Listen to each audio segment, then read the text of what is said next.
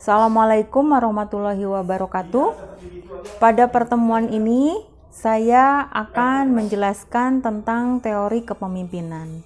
Adapun kemampuan akhir yang diharapkan adalah mahasiswa mampu untuk mengetahui dan mengerti tentang latar belakang kepemimpinan, menyebutkan dan memahami tentang pengertian kepemimpinan, pengertian pengikut, teori kepemimpinan, dan faktor-faktor yang mempengaruhi.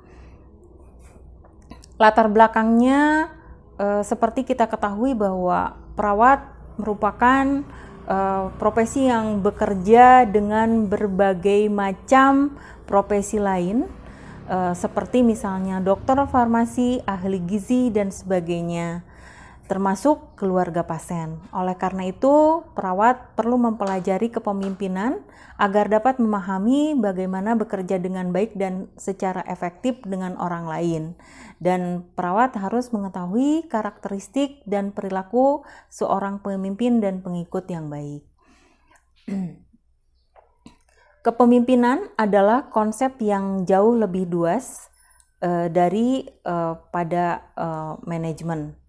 Ya, meskipun manajer juga harus menjadi pemimpin, tetapi manajemen berfokus pada pencapaian tujuan organisasi, sedangkan kepemimpinan merupakan suatu usaha untuk mempengaruhi individu atau kelompok, baik sebagai atasan, bawahan, atau sejajar dalam organisasi, terlepas daripada apapun alasannya.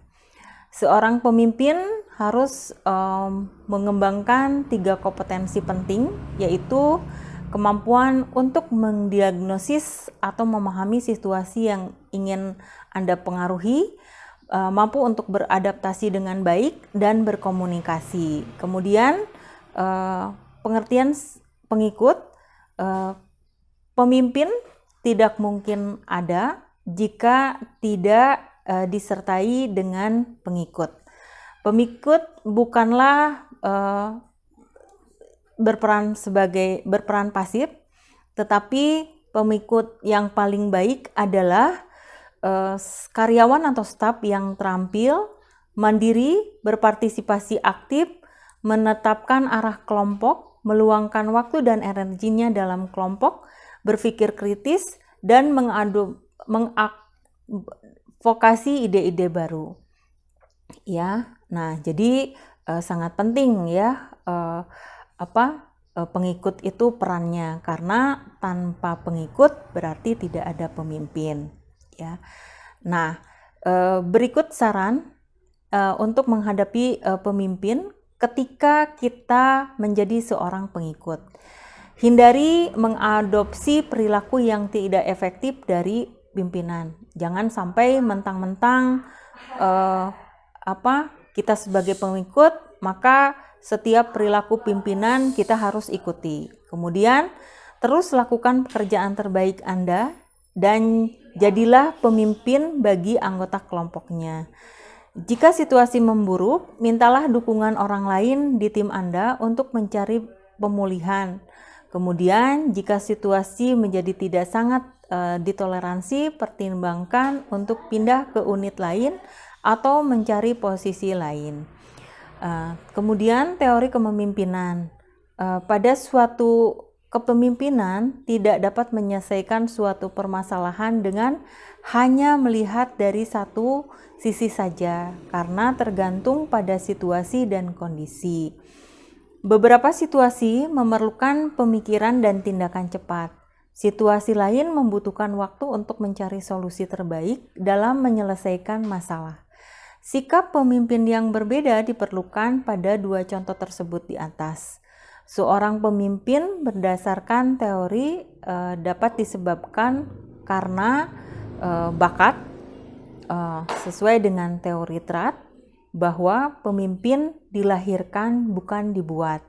Dengan kata lain, beberapa orang adalah pemimpin alami dan yang lainnya tidak. Kemudian ciri-ciri umum seorang pemimpin yang didapat yang alami menurut teori Tratt, manajemen perhatian, manajemen makna, manajemen kepercayaan, dan manajemen diri.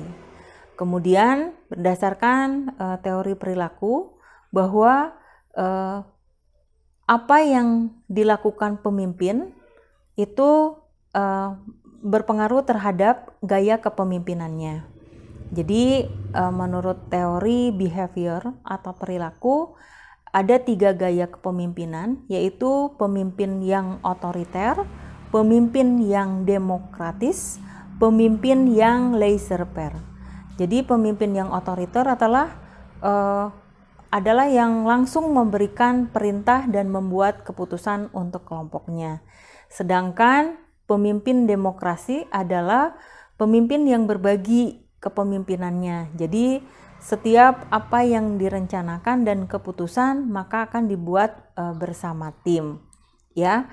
Kemudian kepemimpinan laissez-faire adalah pemimpin yang membiarkan setiap anggota melakukan sesuai dengan apa yang diinginkannya. Ya. Jadi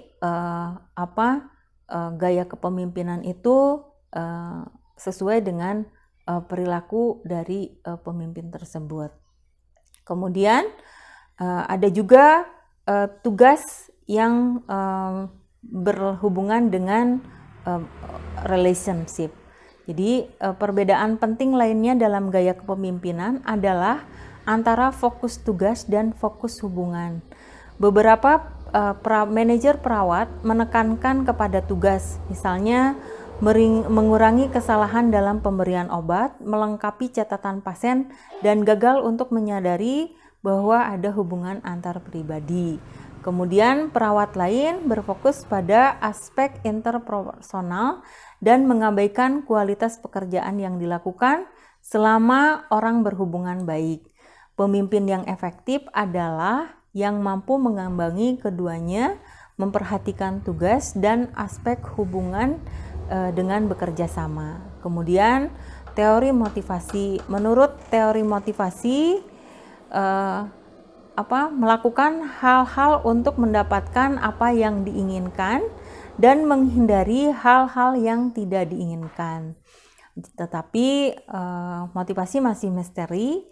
Motivasi sebagai fokus kepemimpinan dimulai sejak tahun 1920-an, di mana pemimpin melihat faktor-faktor yang mampu untuk memotivasi pekerja di tempat kerjanya. Tetapi untuk pemimpin yang berdasarkan teori motivasi harus memiliki kecerdasan emosional. Seorang pemimpin yang memiliki kecerdasan emosional akan berbeda dengan pemimpin umumnya karena secara sadar memperhatikan perasaan orang lain yang bekerja secara tim. Ciri seorang pemimpin yang memiliki kecerdasan emosional adalah belajar bagaimana mengenali dan memahami emosi. Pemimpin yang cerdas secara emosional mendengarkan dengan penuh perhatian apa yang disampaikan orang lain. Ya. Kemudian ada teori situasional. Kepemimpinan situasional orang jauh lebih kompleks daripada teori sebelumnya. Dikarenakan situasi yang dapat berubah dengan cepat membutuhkan teori yang lebih kompleks untuk mencerdaskan kepemimpinan. Ya, nah kemudian ada lagi kepemimpinan transformasional, di mana kepemimpinan transformasional menekankan bahwa orang harus memiliki misi dalam melakukan hubungan interpersonal yang baik atau imbalan yang sesuai untuk pekerjaan yang dilakukan dengan baik. Kemudian ada juga kepemimpinan moral, di mana institusi pelayanan kesehatan akhir-akhir ini lebih mengarahkan kepada nilai-nilai dan etika sebagai dasar dari praktek kepemimpinan serta perawatan pasien. Nah, terakhir adalah perilaku kepemimpinan yang efektif. Seorang pemimpin yang efektif akan bertindak secara hati-hati. Nah, yang harus diperhatikan ketika berharap menjadi pemimpin yang efektif adalah menentukan prioritas, berpikir kritis, memecahkan masalah, mampu menghargai individu, terampil untuk berkomunikasi, kemudian mampu untuk mengkomunikasikan visi untuk masa depan, mengembangkan diri sendiri dan orang lain. Demikian yang dapat saya sampaikan. Terima kasih. Untuk lebih jelasnya, silahkan Anda pelajari kembali. Assalamualaikum warahmatullahi wabarakatuh.